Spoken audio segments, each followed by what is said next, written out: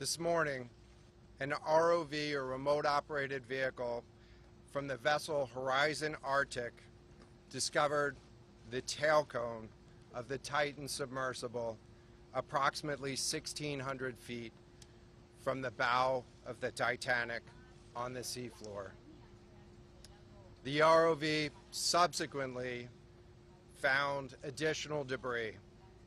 In consultation with experts from within the Unified Command, the debris is consistent with the catastrophic loss of the pressure chamber. Upon this determination, we immediately notified the families. On behalf of the United States Coast Guard and the entire Unified Command, I offer my deepest condolences to the families. I can only imagine what this has been like for them, and I hope that this discovery provides some solace during this difficult time.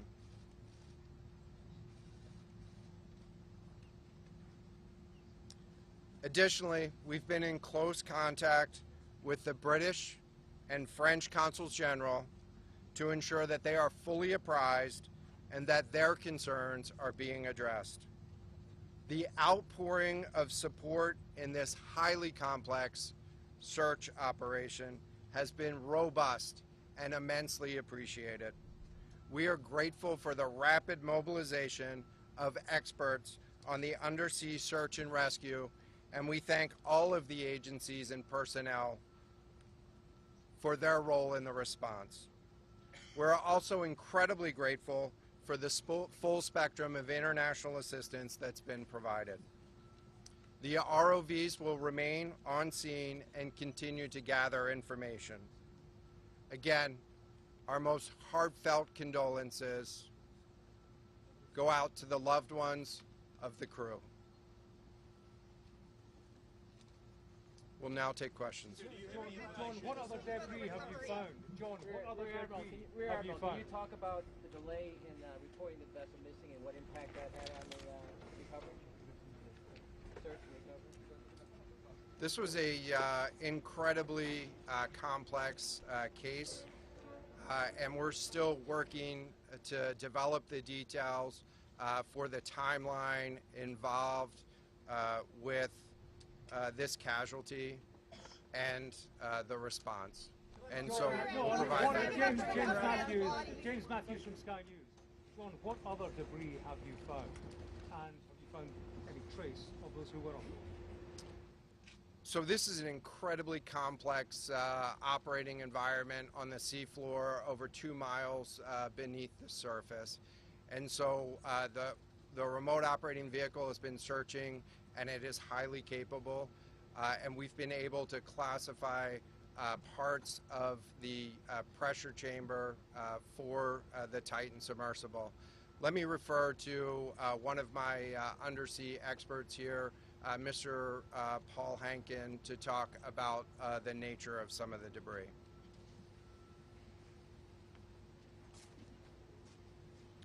Thank you, Admiral. So essentially we found 5 different major pieces of debris that told us that it was the remains of the Titan. The initial thing we found was the nose cone, which was outside of the pressure hull. We then found a large debris field. Within that large debris field, we found the front end bell of the pressure hull. That was the first indication that there was a catastrophic event. Shortly thereafter, we found a second smaller debris field. Within that debris field, we found the other end of the pressure hull, the aft end bell, which was basically comprised of the totality of that pressure vessel. We continue to map the debris field, and as the Admiral said, we will do the best we can to fully map out what's down there. Admiral, is there? Thank you very much. important one for the families, of course. What are the prospects of recovering the bodies of the missing? So the questions was related. I'm restating the question from the standpoint of sometimes it's hard to hear the question here. What are the prospects for recovering crew members? And so this is a incredibly unforgiving environment down there on the seafloor. And the debris is consistent with a catastrophic implosion of the vessel. And so we'll continue to work and continue to search the area down there, but I don't have an answer for prospects at this time. Admiral, it's Tom Costello at NBC News. Is there any suggestion, any suggestion at all that the sub itself collided with the wreckage of Titanic, or that instead it might have imploded above the wreckage and then rained down nearby? So the question was, is there any question as to whether or not the sub collided with the Titanic or whether it imploded above and debris field created from that? So the location of the Titan submersible was in an area that was approximately 1,600 feet from the wreck of the Titanic. I have an expert here that is familiar with that area and can talk about the debris field and what the debris field indicates in terms of where the casualty may have occurred. Rear Admiral, really quickly, can you tell me when that... Wait, let's get the expert voice, please. Hang on a second. The expert voice is coming up to answer the question. Thank you, Admiral. So the question is, where does the wreck lie in relation to the Titanic? I didn't hear the Admiral's answer. I think 1,600 feet. Was that correct, Admiral? Yep, you got it. So that's off the bow of Titanic. It's in an area where there is not any debris of Titanic. It is a smooth bottom. To my knowledge and anything I've seen, there's no Titanic wreckage in that area. And again, 200 plus meters from the bow, and consistent with the location of last communication for an implosion in the water column. And the size of the debris field is consistent with that implosion in the water column. Thanks. Well, if I can ask you a question, in terms of the timing here, you say that this was a catastrophic implosion. And I know it's early on, but is it your estimation that this happened right at the moment when they lost contact, an hour and 45 minutes after their descent? So the question was about the timing of the catastrophic implosion. Right now, it is too early to tell with that. We know that as we've been prosecuting this search over the course of the last 72 hours and beyond, that we've had sonar buoys in the water nearly continuously and have not detected any catastrophic events when those sonar buoys have been in the water. So. Admiral, can you describe what happens from here, sir, in the next days and weeks in terms of finding any more debris? What happens from here? So we will, the question was, what happens from here? What's the next phase?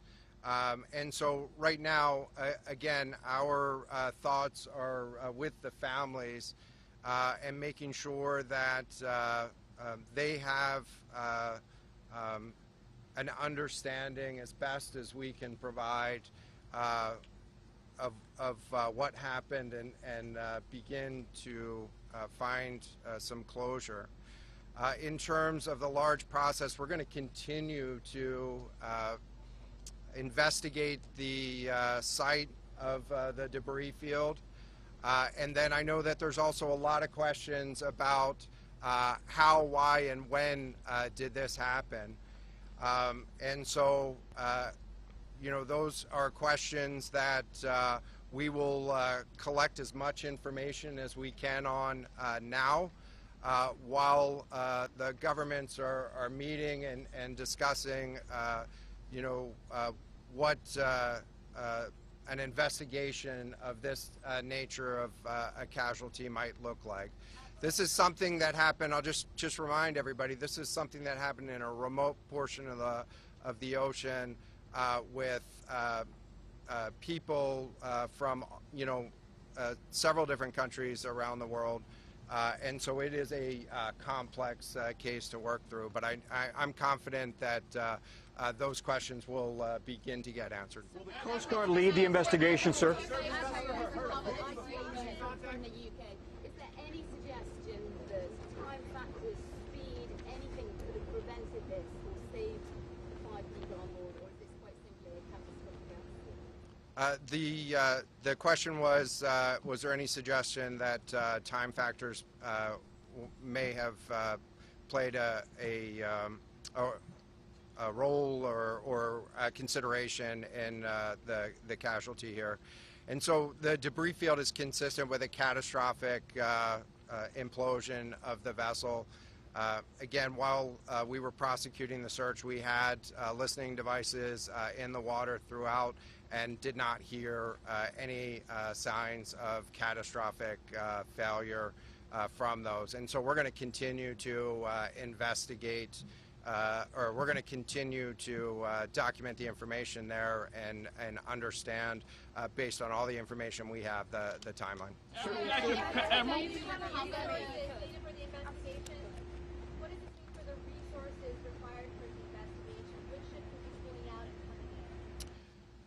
So the question was, what are the resources required for the investigation, and which ships will be pulling out and staying in?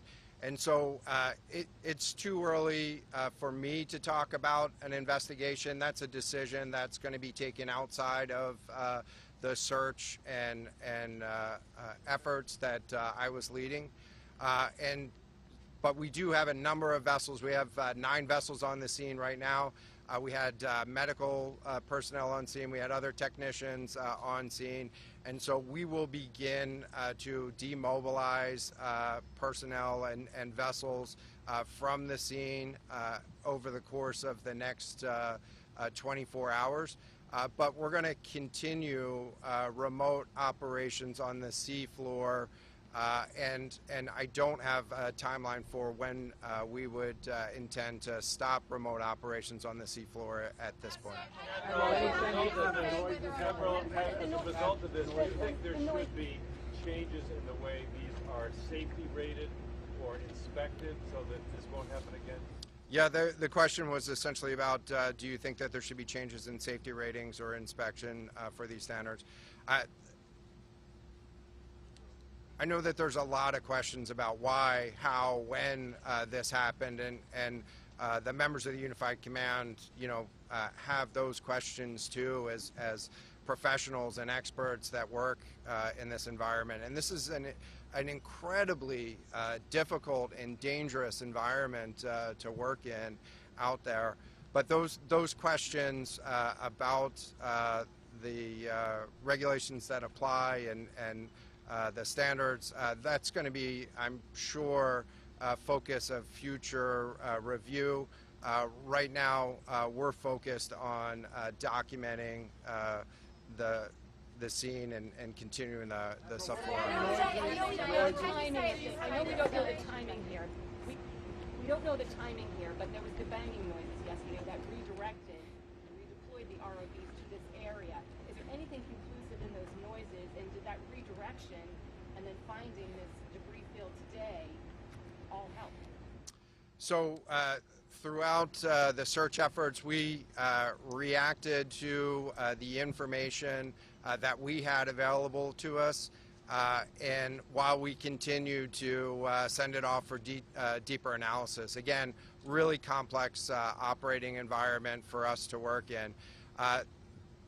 Let me check with the experts, but there doesn't appear to be any connection between the noises and the location on the seafloor. Again, this was a catastrophic implosion of the vessel, which would have generated a significant broadband sound down there that the sonar buoys would have picked up. Admiral, a lot of questions about who might be... Admiral, you mentioned closure for the families. Admiral, can I just ask you about your comment regarding the families?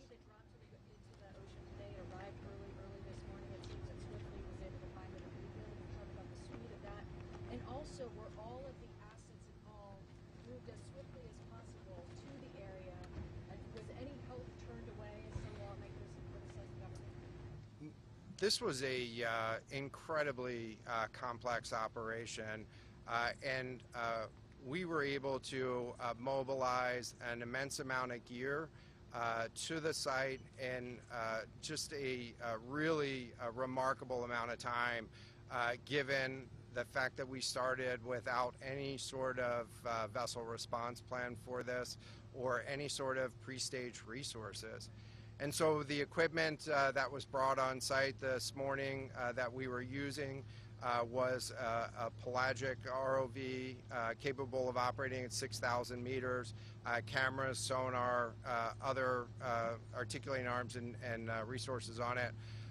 And it, we had to transport it here through C-17 aircraft. This is 2 aircraft that it took to get this up here. And so we've really had the right gear on site and worked as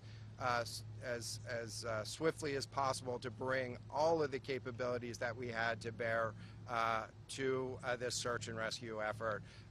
And it was just a huge international and interagency effort to make this happen.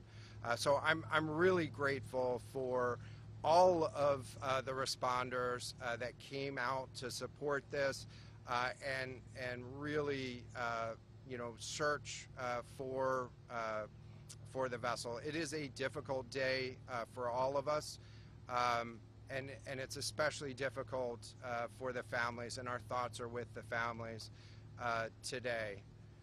But this was an immense support, and we had the right gear on the bottom to find it. So thank you. Admiral, you mentioned Admiral. Will you attempt to recover the bodies, can we ask you, though? The victims, will they be recovered? Thank you so much, everyone, for attending this afternoon. There are no future planned press conferences. Updates will be shared to the USCG Northeast Twitter page, and our staff will be available to take down any questions following this. Thank you. And give the names of each gentleman. I have no sound. I can get that back to you afterwards. Got it now. Yes, I got you now. All right, as you heard there, a catastrophic implosion is believed to have occurred in the Titan vessel that was missing at sea. We're going to have more on this throughout our 90 minutes of news and on First at 4, which is coming up in about 45 minutes. We hope to see you then.